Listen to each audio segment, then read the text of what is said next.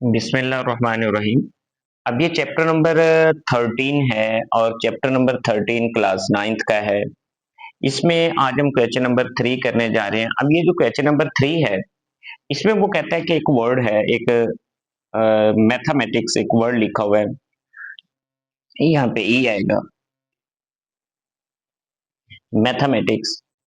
तो इसके जो लफ्ज है, तो उसमें बर तरतीब एक हरूफ तहजी मुंतखब करना है या किया गया होगा, उसकी आपने प्रोबेबिलिटी मालूम करनी है। सबसे पहले वो कहता है कि प्रोबेबिलिटी आप मालूम करें पार्ट वन हरफ अलग।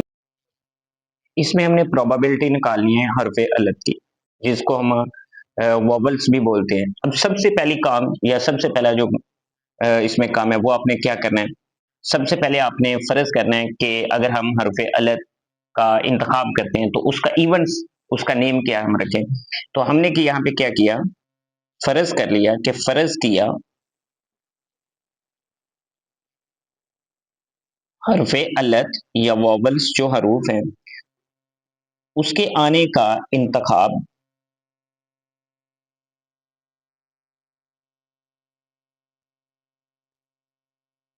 का वाकया या इवेंट ए है। अब अगर हम वॉवल हरूफ को देखें तो इसमें वॉवल हरूफ की तादाद 4 है। ए, ई, फिर ए, फिर आई, मतलब ए, ई, ए और आई 4 है। तो एन ए के हमारे पास वो इवेंट है, वो वाक्य है कि जिसमें हमारे पास ए, ई, ए, आई ये 4 लेटर आए, इनकी हमने प्रोबेबिलिटी फाइंड करनी। द नंबर ऑफ इवेंट्स कितनी होगी, 4। Total number of sample space N S, वो देखिए कितने, 1 2 3 4 5 6 7 8 9 10 और 11, उनकी तादाद है 11। अब हम प्रोबेबिलिटी निकालेंगे तो probability of A P A ये होगी N A over N S.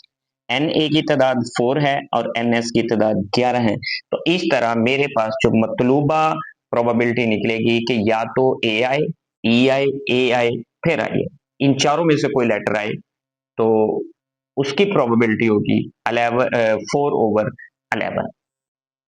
अब दूसरा पार्ट है, वो कहता है कि आपने प्रोबेबिलिटी निकालनी है कि जो लेटर जो जो वर्ड आपके पास मैथमेटिक्स लिखा हुआ है उसमें सही हरूफ या हरफ के आने का एहतमाल कितना, उसकी प्रोबेबिलिटी कितनी। अगर हम देखें जो मैथमेटिक्स है, इस मैथमेटिक्स में 4 लेटर तो वो हैं जो वोवल्स है, 11 टोटल थे, 11 में से 4 निकाल दें, बाकी कितने रह गए, 7। यहाँ पे हम लिखेंगे कि the number of events N B, उनकी तादाद है 7।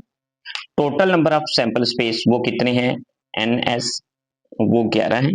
प्रोबेबिलिटी ऑफ बी वो आएगी N B over N S. तो एन बी की तादाद कितनी है, 7, और एन एस की तादाद कितनी है, 11। तो 7/11 वो तादाद होगी, वो प्रोबेबिलिटी होगी, वो चांसेस होंगे कि आपके पास सही हरूफ या हरफ आए, जिनमें या तो एम होगा या टी होगा या एच होगा या एम होगा या टी होगा या सी या एस होगा। अब जरा देखें, वो कहते हैं थर्ड पार्ट में कि आपने प्रोबेबिलिटी निकालनी है कि जो आपके पास वर्ड है मैथमेटिक्स उसमें जैसे ई आई।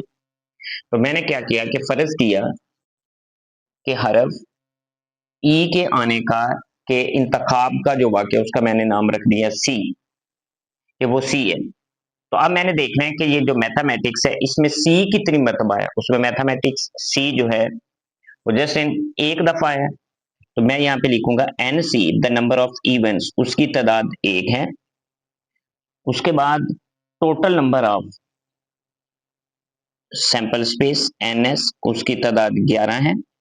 तो probability of C P C वो कितना आएगा, वो आएगा N C over N S. तो एन सी की तादाद 1 है और एन एस कितना है आपके पास, 11। तो ये उसकी प्रोबेबिलिटी होगी, आपके पास जो लेटर है वो ई है, ई की प्रोबेबिलिटी 1/11